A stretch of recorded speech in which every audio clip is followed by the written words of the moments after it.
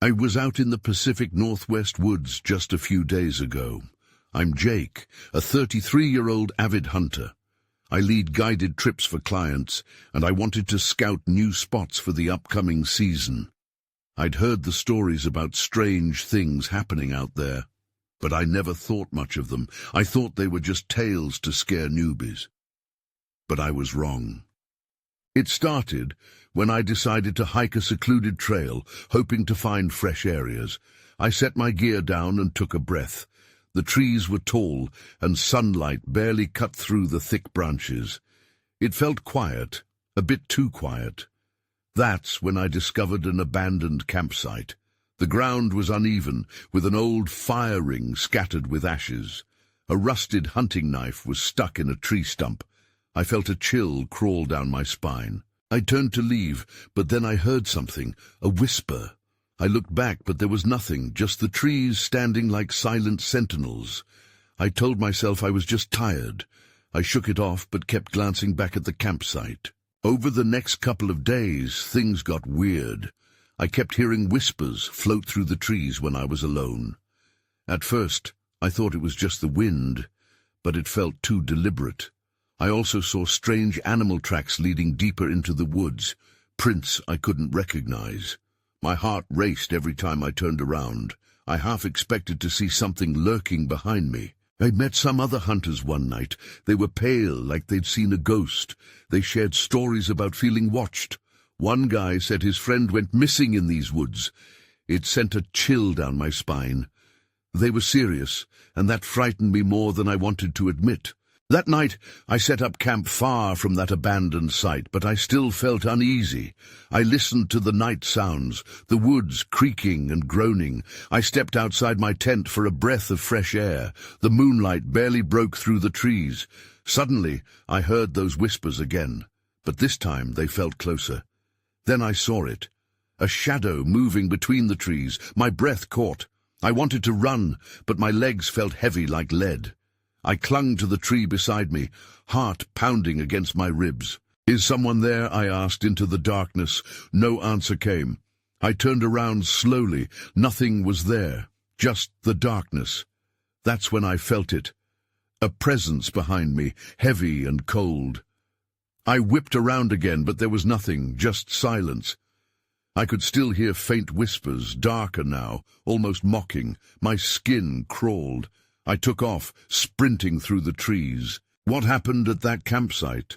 I couldn't shake the feeling something was out there, waiting, and it's not finished with me yet. Every night I hear those whispers in my mind. I can't go back. I won't go back. I spent the next day trying to shake off the feeling of dread that clung to me like a heavy blanket. My mind raced with thoughts of what I had experienced. The whispers, the shadow, it all felt too surreal. I couldn't let fear take control, especially not with the upcoming hunting season. I decided to explore another part of the woods, somewhere far from that damned campsite. As I hiked deeper into the forest, the bright sunlight slowly began to dwindle.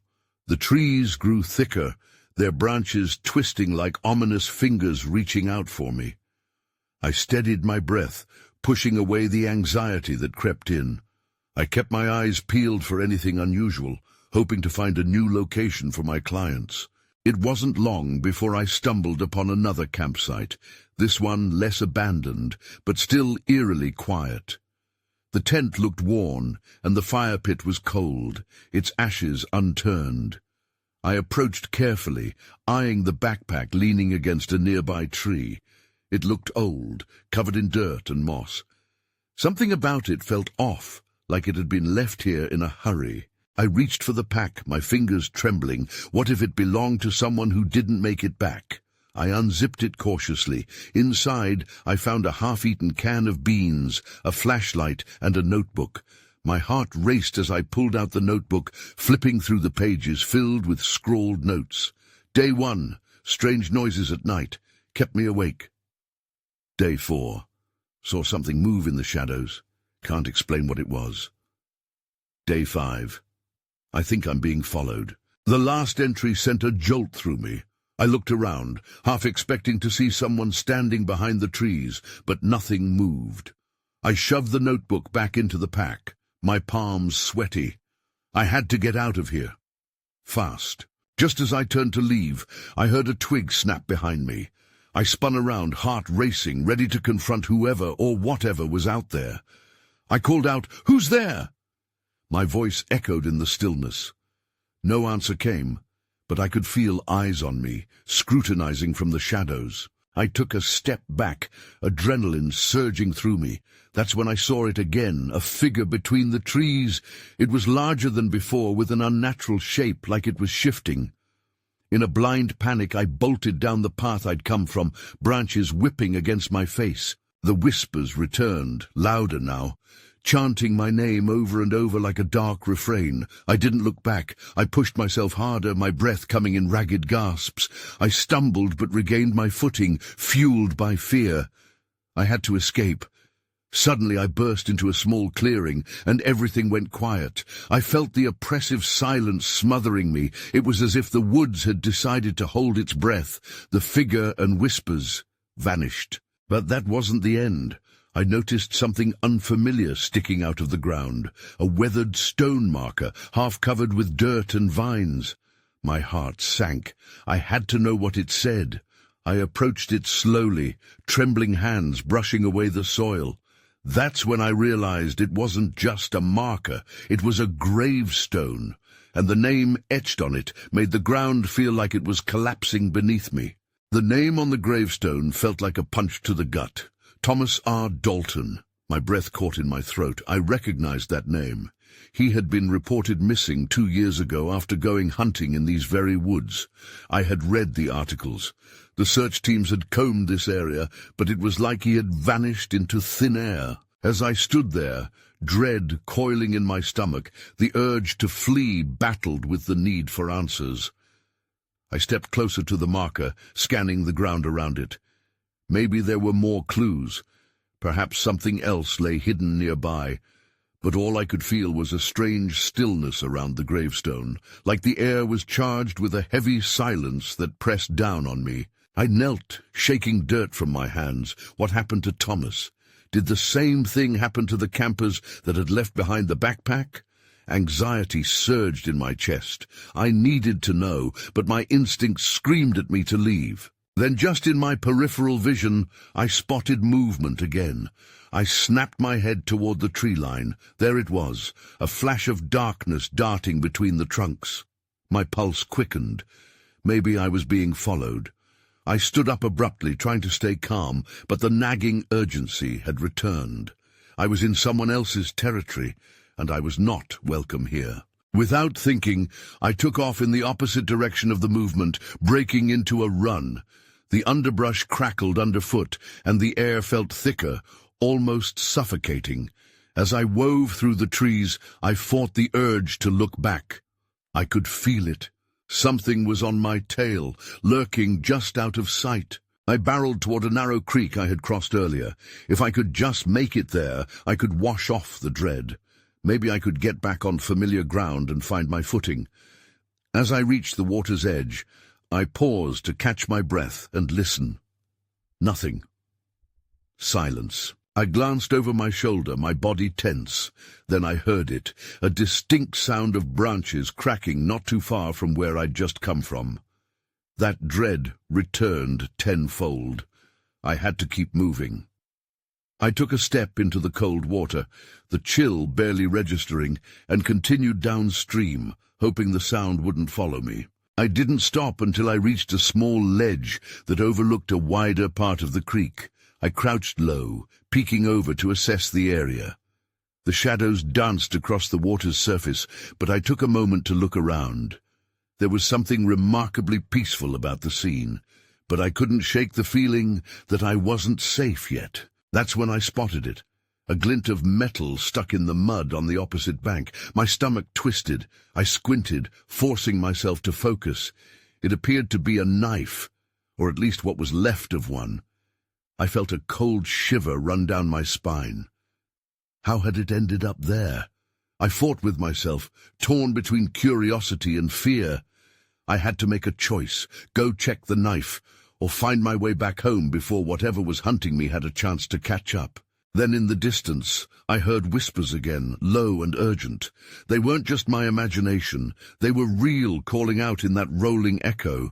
They began to rise, establishing a rhythm that mirrored my racing heart. I knew I couldn't wait any longer. I had to decide quickly. Would I confront the whispering source, discover what lay on the other side, or would I risk the unknown and try to escape?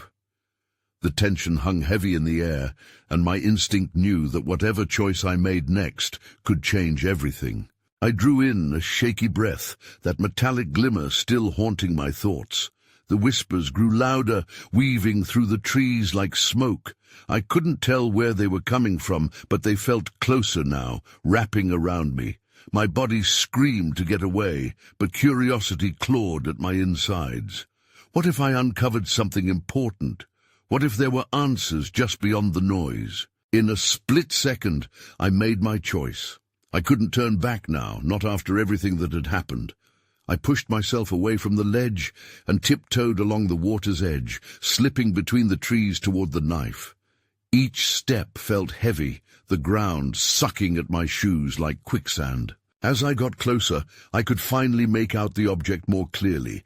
It was indeed a knife, though it looked badly worn, mud caked on its blade and handle. My stomach twisted again. How did it get here? Who had it belonged to? I reached out, my fingers trembling as they brushed against the cool metal. A sharp jolt of panic surged through me as a vision of Thomas flashed in my mind. Suddenly the whispers shifted. They were no longer a distant echo, but a menacing chant that sent chills down my spine. I turned instinctively, scanning the woods around me. The shadows twisted and seemed to lurch closer. I needed to act fast. But before I could process what to do next, a figure emerged from the underbrush, a man, tall and wild-looking, with unkempt hair and a tattered flannel shirt. He gripped a rusted rifle, his eyes wide with an intensity that made my heart race. "What are you doing here?" he barked, voice gravelly and edged with desperation. "You shouldn't be here." My mind raced, trying to assess the situation. This was definitely not the help I had been hoping for. Panic gripped me, and I instinctively backed away, the knife still clutched in my hand. "Please, I just came to—" I stammered, a rush of urgency spilling out. "I saw the knife and—" He stepped closer, eyes narrowing. "You don't know what you're messing with. This place, it's cursed. You need to leave. Now." For a moment, I was frozen. The idea of a curse felt absurd, yet strangely real in that moment. I glanced toward the tree line, contemplating my chances of escape. The whispers were becoming a chorus now.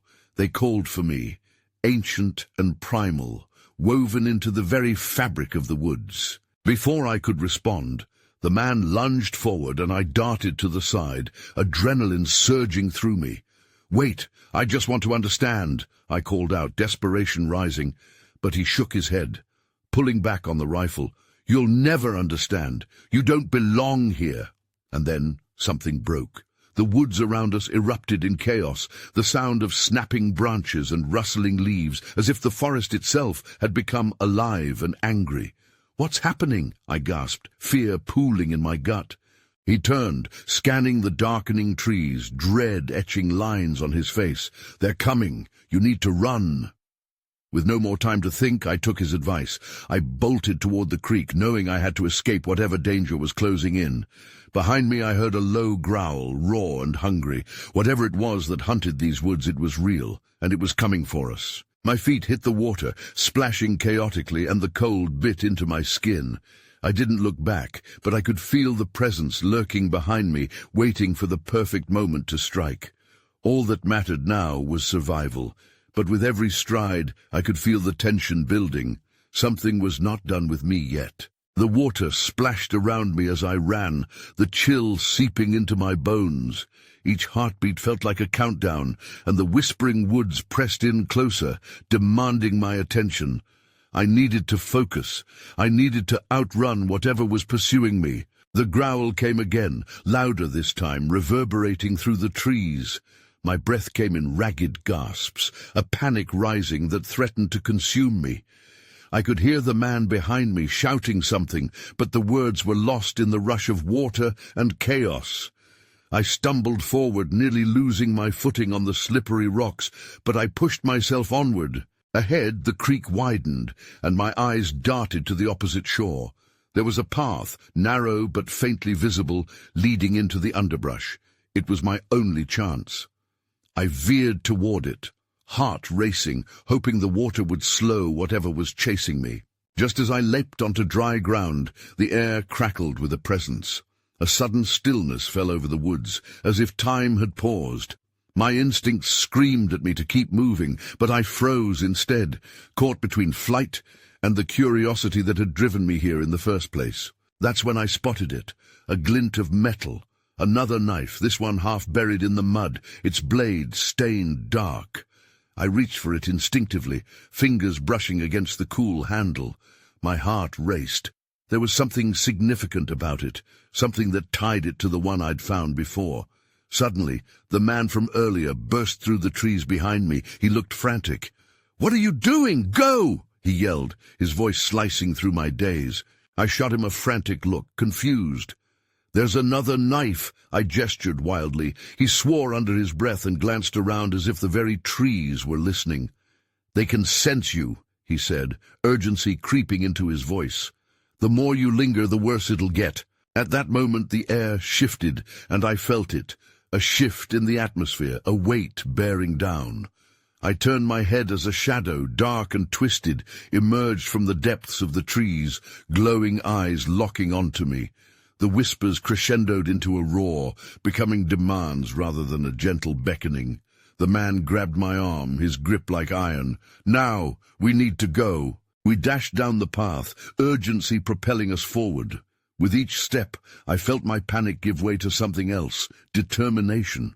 If I was going to get out of here alive, I needed to understand why I had come, what that knife meant, and how it tied back to the whispers I felt in my bones. As we sprinted deeper into the woods, an overwhelming sense of dread washed over me. I could still sense the entity trailing close behind, lurking just beyond our sight. I risked a glance over my shoulder and saw it, a hulking shape weaving through the trees, a predator closing the gap. "Faster!" the man shouted, and I pushed myself to run like never before. But before I could fully grasp what was happening, I stumbled upon another opening, this one illuminated by a dark silhouette standing between two trees. A figure, cloaked in shadows, watching us. My heart sank. An unexpected question formed in my mind. Who were they? And why were they waiting? I couldn't take my eyes off the figure.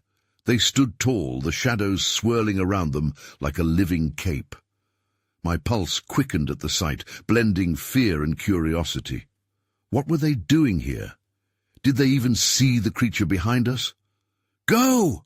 the man shouted again, pulling me away from my stupor.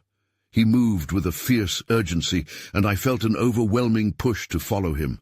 But that figure, something about them pulled at me, a strange gravity. "Oh, who are you?" I cried out, my voice high and shaky.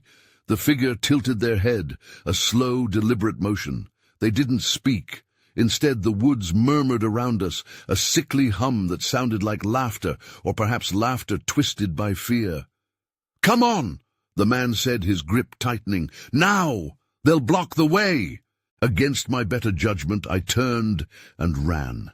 The woods felt like they were closing in, branches clawing at me as I stumbled forward. But curiosity gnawed at my insides, driving a need to understand what was happening. Why did I feel so drawn to that figure?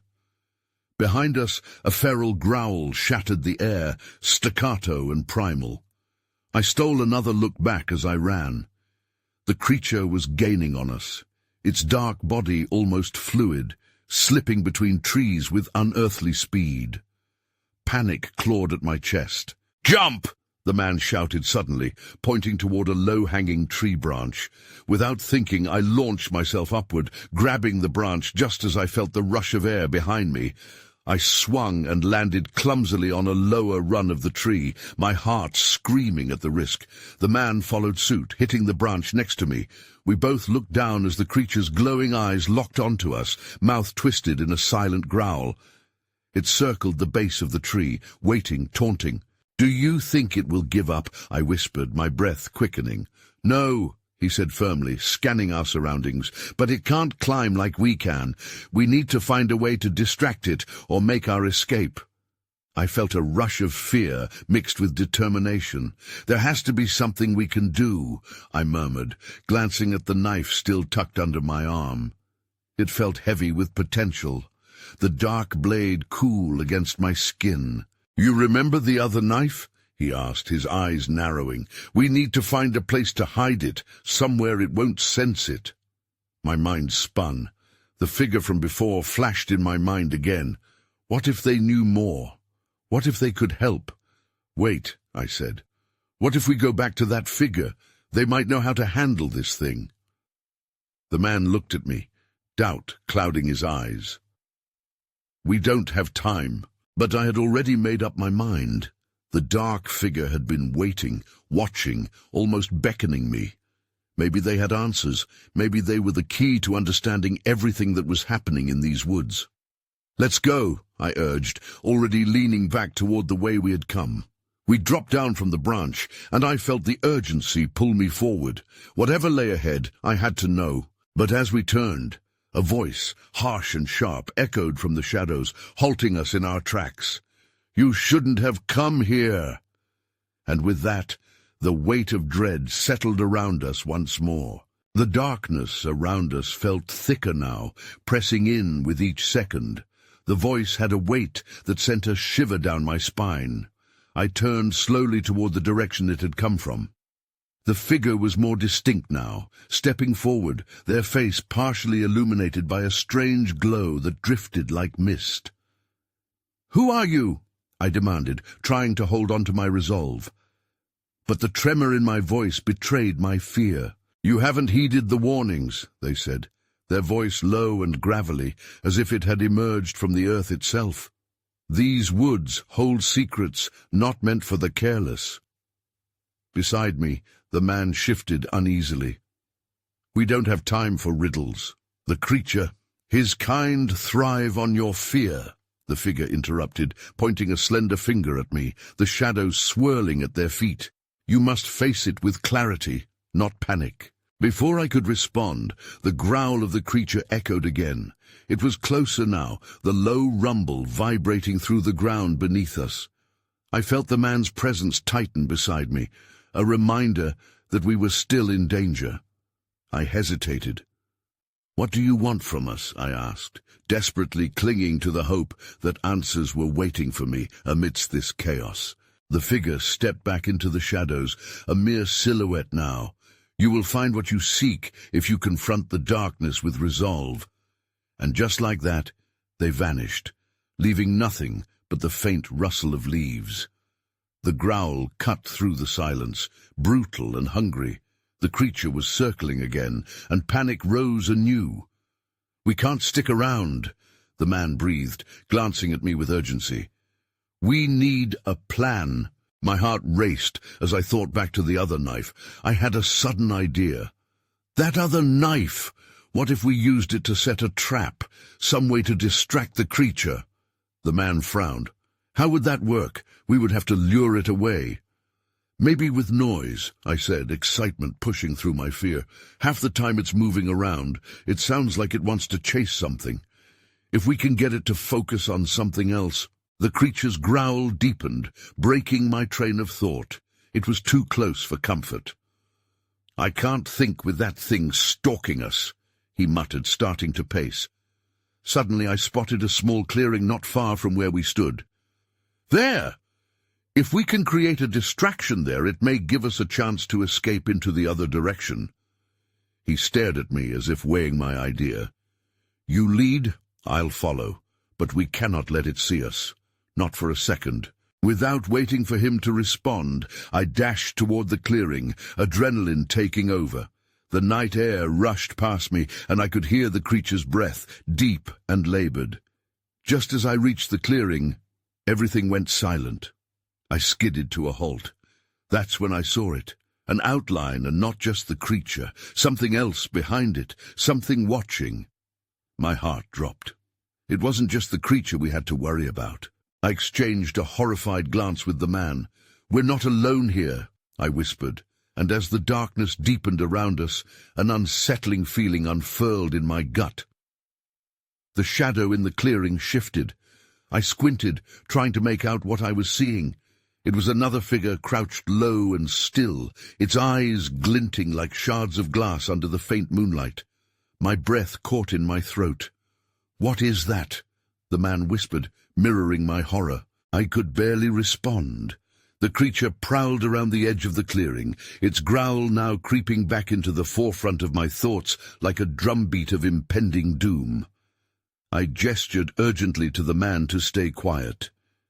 He seemed to understand, his expression tense, his muscles coiled like a spring.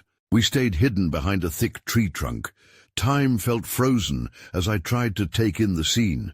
The new figure was taller than I expected, its limbs elongated and disjointed. I couldn't see its face, but something about it gave me the creeps. It didn't seem to belong to this world. Just when I felt I might scream from the mounting tension, the creature exploded into action. It lunged toward the figure. To my shock, the figure didn't move. It stood like a statue, watching its death approach. Instinct kicked in. "We need to help it," I shrieked, a mix of fear and adrenaline fueling my words. But the man grabbed my arm, his grip firm. "What are you talking about? That thing could get us killed," he hissed, eyes darting between the two. But I couldn't just stand there. The growl erupted again, fierce but also fragile. It was like this creature was a wounded beast, trying to defend its territory, its fear palpable in the air. "Look," I pointed. The unknown figure seemed to shimmer as the creature neared, the air around it thickening with tension.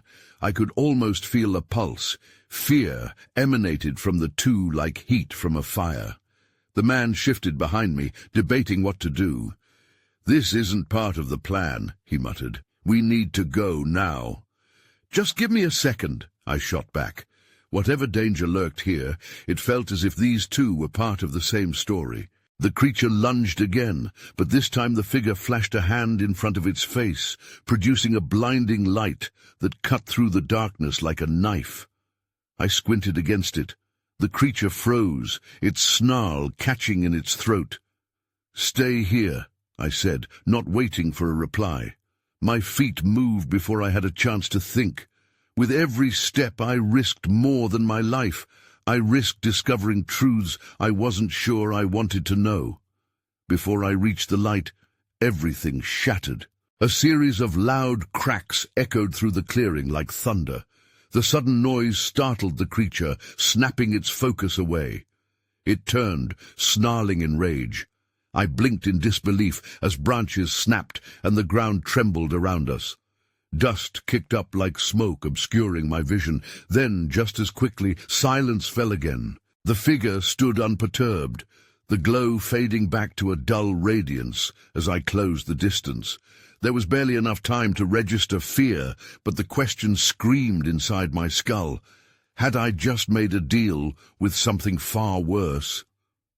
I didn't know what I was getting us into. Behind me, I could hear the sound of the man moving closer. I had lost my chance to retreat. "What are you?" I finally asked. And before the figure could respond, the ground shook once more under our feet, more ominous this time. The shadows shifted, and clarity disappeared. All at once the night was alive with sounds, and I realized this was just the beginning of something far darker than I could have imagined. The earth rumbled again, shaking my core. I stumbled, my eyes darting between the unknown figure and the creature. "Run!" the man yelled, panic slicing through his voice. He grabbed my arm, trying to pull me back, but I couldn't take my gaze off the mesmerizing glow emanating from the figure. "Wait! We can't just leave!" I shouted, yanking my arm free. The silhouette before me stirred, its eyes shimmering in the dimness. I could feel the tension hanging thick in the air, but I was drawn closer, nearly entranced. The creature hadn't moved from its position. It continued to snarl and stare, but it seemed unsure of its next move. I sensed the shift within the clearing. Whatever bond existed between the two entities was palpable. Suddenly, the figure raised its hand again. A wave of warmth washed over me, a stark contrast to the chill in the night. The fear clawing at my insides eased briefly. "What are you?"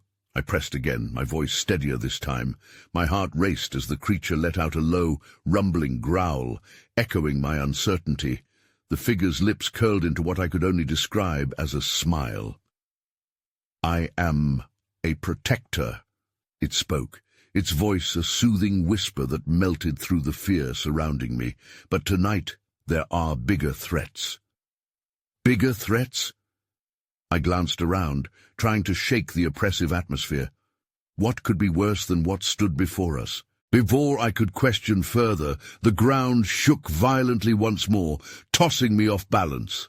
I barely caught myself as branches whipped above us. A rustle came from the trees beyond, followed by a chilling howl that froze my blood in my veins. "There's something else out there," I exclaimed, anxiety creeping back into my voice. "I know." The figure didn't take its eyes off the source of the sound. "It's drawn to fear." The man stood rigid beside me, his body tense with dread. "We need to get out of here, now!" He pulled at me again, his urgency evident, but I couldn't leave without understanding. "What do we do?" I turned back to the glowing figure. The creature shifted closer, its growl deepening. It sensed the imminent threat just as I did. "Trust in the light," the figure said, raising both hands now. "Together, we can protect this place." The air around us rippled again, the creature visibly flinching. It seemed to hesitate before deciding to stand its ground, sensing perhaps that it was outmatched. Then I saw it. Shadows moving just beyond the tree line, dozens of them. Each silhouette was darker than the night, gliding silently toward us. An unearthly chill gripped my chest, and I realized fear wasn't just the creature's territory. It belonged to anything lurking in the depths of the woods. I backed away, still drawn to the mysterious figure's light. "We have to get ready." "I'll fight," the man said defiantly. "No way I'm letting whatever that is take us." But his bravado felt fragile against the encroaching darkness. Then everything went dark. The light dimmed and the creatures burst forth, eyes glinting like knives. I barely caught the figure's response before the chaos erupted. "Stay close to me." In a world where uncertainty ruled, I had become a pawn in a game far beyond my comprehension, and I needed answers. Fear throbbed in my temples. I was on the brink of a confrontation I didn't know how to survive. Something shifted within me. A resolve began to take form. I had to know the truth or face whatever horrors came next. The chaos unfolded all around us, shadows moving like smoke, whispering promises and threats. The creature, once a savage ambiguity, now stood alongside the glowing figure, uncertain but instinctively protective. It seemed to sense the darkness creeping closer, a darkness that was beginning to shape into forms, eyes glimmering in the ill-lit void. "Stay together!" The man's shout echoed through the din, but the very ground beneath us surged with tension. Each shadow that emerged seemed to draw energy from our fear, and as they inched closer, I felt the weight of their dread press against my chest. I turned back to the glowing figure, my voice barely rising above the cacophony. "What do we do?" Anxiety laced my words, and I could see the glowing eyes of the shadows flickering in response. "Embrace the light," it whispered, the calm in its voice cutting through the mounting chaos. I could feel the warmth emanating from the figure, a sanctuary from the terror surrounding us. The creature beside it seemed to relax, its growls fading as it stood firm, absorbing the aura. "Together," the figure continued, "we can push them back. But you must accept your fear. Acknowledge it." I felt my heart race, fighting against the urge to flee. "Acknowledge it," I echoed, bewildered. But amidst the rush of emotions, a thought took root. What if my fear wasn't just a weakness? What if it could fortify me against this encroaching darkness? The shadows advanced, surrounded by growls and hisses. The figure noticed my hesitation, its eyes burning brighter. Embrace what you feel, harness it. Fear can shield you, or it can consume you. Just then, I heard a distant echo, an icy howl rising up like a tide. The shadows responded, a collective movement toward the sound. It was as if they were feeding off raw terror. I realized with sudden clarity that they thrived on disarray. I glanced at the man beside me. If we can channel what we feel, we have to try together. His eyes widened, but he nodded, determination hardening his features. Right. Let's face it. I'm tired of running. As the silhouettes advanced, I squared my shoulders. I could feel the panic bubbling inside me, but I wouldn't let it take over. Instead, I focused on the warmth of the figure beside me, the glowing presence that promised safety. On 3, I whispered, our resolve tightening. 1, 2, 3. We shouted together, unleashing our fear, acknowledging the shadows for what they were, a manifestation of something outside, but also something within us. The air hummed as our voices intertwined, charged with that underlying light. I could feel it moving through me, pushing back against the encroachment. The shadows paused, momentarily halted by our collective proclamation. The figure turned to us, pride evident in its luminescence. Now, bring the light into the darkness. With a shared breath, we reached out, letting our fear transmute into clarity, channeling the essence of our surroundings. The glow between us radiated, pulsing with power. The shadows shrank back, shifting uneasily, still lurking but now hesitant. I could sense a new pulse in the atmosphere, a tremor of dread edging toward defeat. But that was when a stronger howl erupted, echoing through the forest. It was longer, more conclusive, as if inviting the shadows for a final climactic confrontation.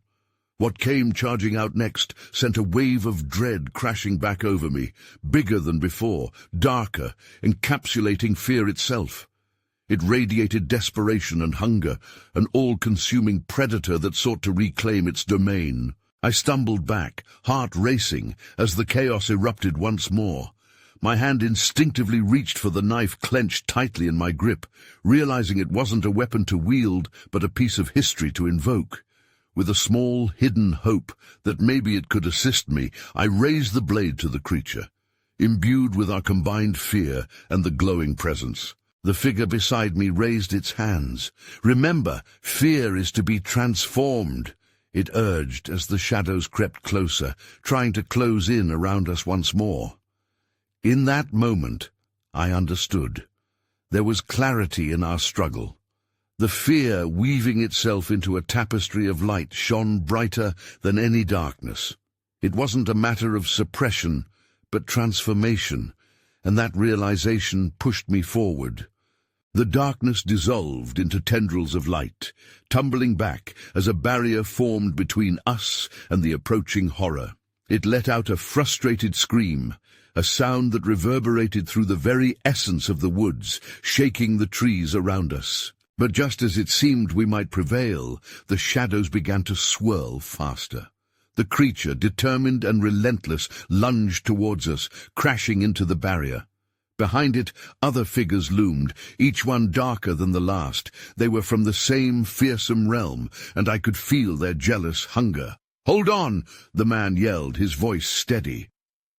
Together we focused on that light, pouring everything we had into our defiance. Our hearts raced with uncertainty, but we pooled our strength. Just as it seemed we were breaking, just as the circle of light began to tremble, the figure pulsed anew, forcing the shadows to stumble. "You act as one," it declared, its voice echoing through the tumult. We stood together, weaving our voices into one harmonious chord, fortified by the memories and stories that swarmed our pasts and those whispered legends of lost hunters and seekers of the light. The creatures stumbled back, faltering as light pushed against darkness, clawing back toward the edge of reality. And then, in an instant, the darkness receded. The last shadows fell away, obscured in a haze of luminescence. The woods sighed, a sound of release washing over them. Panting, we looked around as silence settled in, broken only by the whispering breeze weaving through the trees. The figure blinked, its glow dimming, though I could still see its presence. You have survived, but the darkness will wait, and the legends will linger. Be vigilant. Then, just as quickly as it had come, the figure dispersed into the shadows, leaving us standing in the aftermath of terror and trial. My heart pounded, not from fear, but from relief mixed with lingering anxiety. "What now?" I asked, the night's oppressive weight still clinging to my chest. The woods felt different, but even in the newfound quiet, something deep down reminded me. The shadows could always return. The man looked over at me, curiosity replacing the earlier dread that had dictated our lives. "I guess we find a way back." As we moved forward, the forest started to reclaim its calm.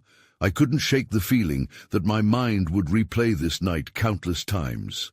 Yet even as the echoes faded, questions remained. What truly had I encountered? Had I disrupted something that should have stayed hidden? I couldn't answer then. The unknown whispered at the edge of my thoughts, but maybe, just maybe, I was ready to explore it.